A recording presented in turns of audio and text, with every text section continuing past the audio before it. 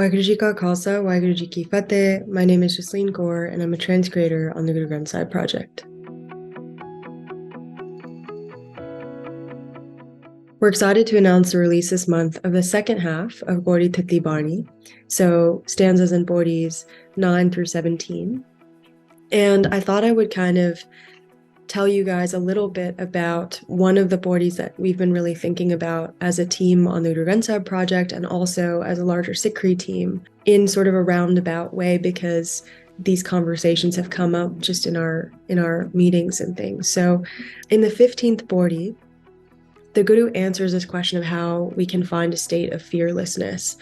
And we're told that when we receive contentment from the dearest divine wisdom, from the Guru, from the Shabad, our inner selves become comfortable.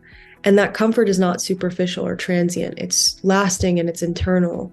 And it's through that contentment that we're able to experience joy and comfort that are both lasting instead of transient.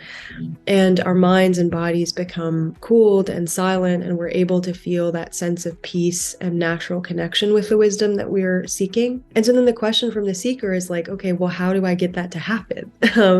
And the Guru says that this happens through the service of IkOankar, through the service of the One.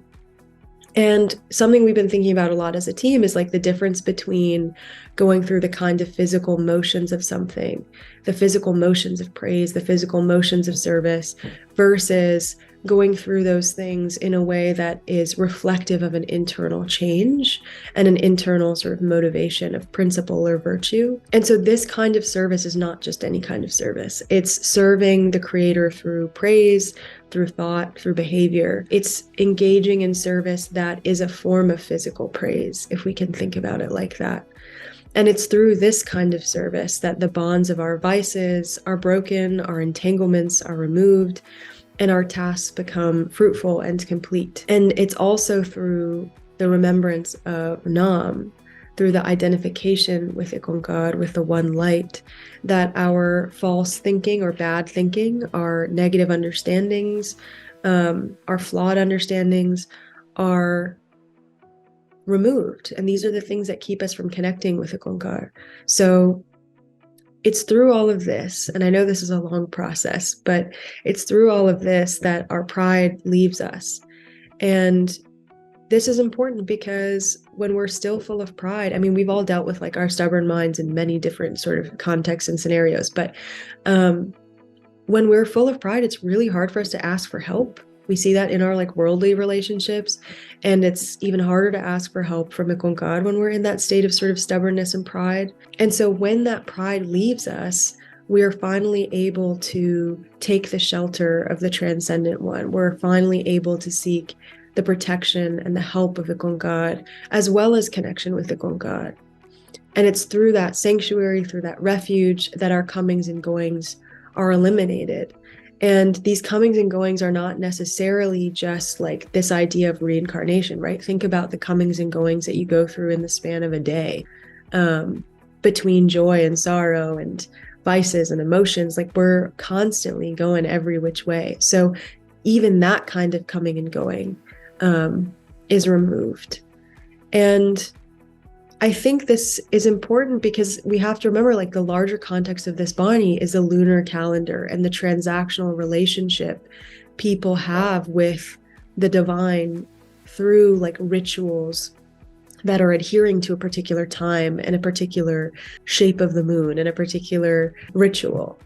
And so we can be really transactional and fear-based in our relationships with the divine. And it doesn't have to be that I'm literally like adhering to a lunar calendar to somehow be engaging in a transactional relationship with IkOankar in my own Sikhi, right? Like, maybe sometimes I'm like, if I recite this Japji Sahib right now, then this anxiety will go away. And I treat these things like they are spells or something, right? So we all do that. We have a tendency to do that. And the Guru is reminding us that the only way to really rid ourselves of the things that ail us is through this effort and this discipline, through the guidance of the wisdoms, and not in surface level quick remedies, right?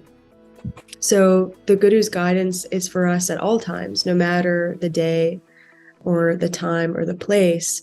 And we're shown how through that guidance, we can engage in a kind of internal cleansing, an internal transformation in thinking, and then an external transformation in behavior. And we're shown that when we do this, we can finally ask to come to the sanctuary of the One. We can ask for help in removing our doubts and fears and pains and anxieties, and we can find connection through the wisdom. And that's when we end up sort of living in this remembrance and this identification with the One whose presence we've been seeking to feel. And that's how we free ourselves and our loved ones too. So it's this question of like how we continue to make this effort, how we continue to trust that this effort will do something for us, even if we can't always see the ways in which we are changing. That's what I've really been thinking about. And I think we've kind of been talking about as a team, which has been really nice. So I thought I'd let you in on it. So as always, I hope you spend time with this Bani and spend time with the literal and interpretive translation and transcreation. Spend time with the commentary and the word meanings if you so choose. And I hope that you are also sort of thinking through these ways that maybe we can be transactional too in our relationship with the Guru and with the IkOankar in our own Sikhi. And maybe we can start to have these conversations with one another. Maybe that will help us chip away at this stubbornness, at this pride. Waheguru Ji Ka Khalsa, Waheguru Ji Ki Fateh.